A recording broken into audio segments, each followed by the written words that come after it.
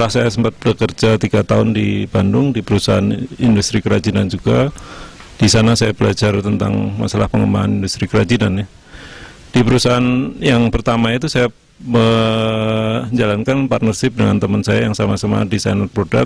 Sebelumnya saya merintis satu kegiatan kerajinan juga, produksi kerajinan di Desa Kandangan itu, dan sebenarnya itu merupakan awal saya kembali ke desa ini. Kita udah berusaha untuk mencari supplier ya untuk itu.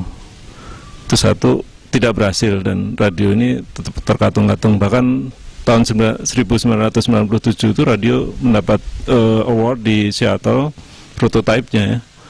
Dan saya pikir itu akan menggugah industri elektronik Indonesia untuk membantu, tapi ternyata ya tidak bergeming ya.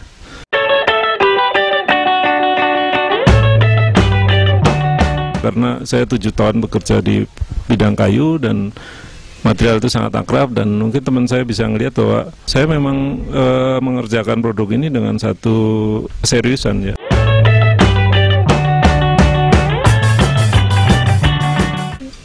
Ini adalah produk Toys for Soul, jadi ini ada gambar orang meditasi. Ini produk ini seperti tadi saya sampaikan, ini saya desain untuk memenangkan kompetisi, karena saya tahu juri itu paling suka yang filosofis gitu. Jadi saya yakin itu akan menang, dan memang menang. Tapi saya yakin juga ini tidak direspon positif oleh pasar ya. Karena aneh barang ini ya. Barang ini aneh. Jadi mainan tapi untuk orang dewasa, dan mainan sebenarnya untuk satu media untuk meditasi. Bisa masukkan keping ini, yang keping berlubang ini ke dalam sini, itu membutuhkan satu konsentrasi ya, satu. Jadi gerakan, saya sebut gerakan yang cepat ini bisa terasa pelan.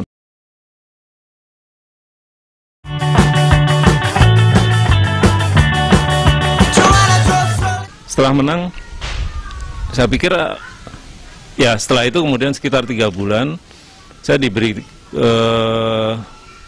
informasi dari Pusat Desain Nasional penyelenggara ini untuk bahwa produk saya diikutkan dalam pameran Gwangju Design Biennale ya di Korea.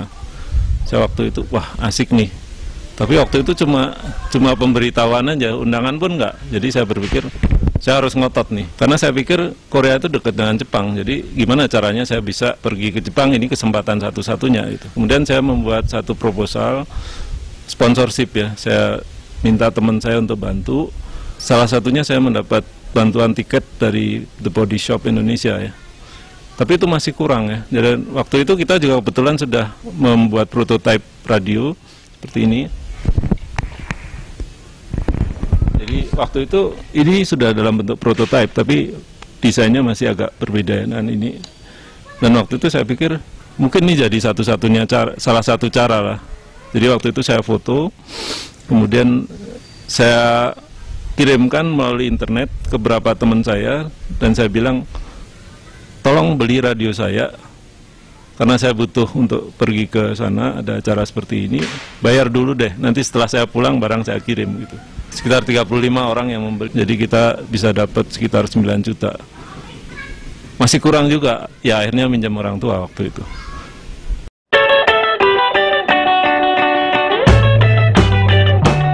Saya sebagai desainer juga harus dikenal, dan melalui kompetisi desain dan melalui perjalanan seperti ini mungkin penting ya, karena selain saya kenal satu negara yang akan saya dituju, penting juga untuk membangun rasa percaya diri ya.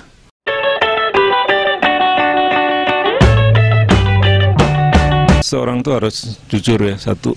Jadi kejujuran itu menjadi hal yang utama. Saya tanamkan di kegiatan perusahaan saya. Orang yang bohong saya keluarin ya. Jadi saya tidak toleran dengan orang-orang seperti itu. Kemudian harus punya disiplin. Kedua harus punya tekad yang keras ya. Terus ketiga kita harus belajar terus-menerus dan tidak boleh menyerah.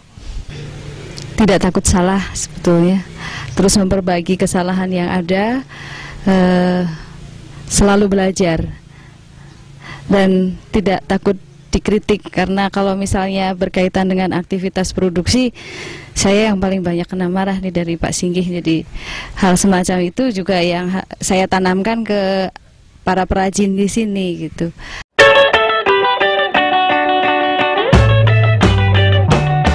Permasalahan utama di radio adalah supplier untuk elektronik ya.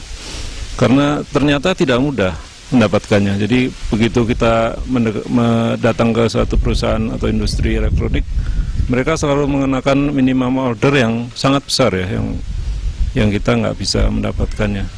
Kemudian kalau perusahaan itu perusahaan yang memang sudah terkenal, mereka juga nggak mau produknya diambil gitu, atau diambil kit elektroniknya. Saya yakin sekali sebenarnya sejak awal bahwa ini pasti akan berhasil. Itu tertunda demikian lama.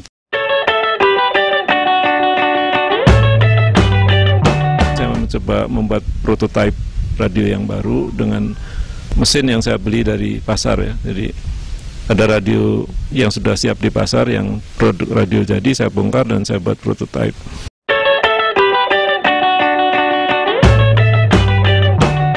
Proses saya berjalan cukup lama itu sebenarnya ada fase-fase ya, saya tidak percaya diri ya. Dari kenapa saya membuat itu, terus belum membuat ini ada rasa percaya diri yang kurang tumbuh ya. Tapi kemudian kalau di trace back sebenarnya kalau kita percaya diri, kita bisa segera menemukan diri kita.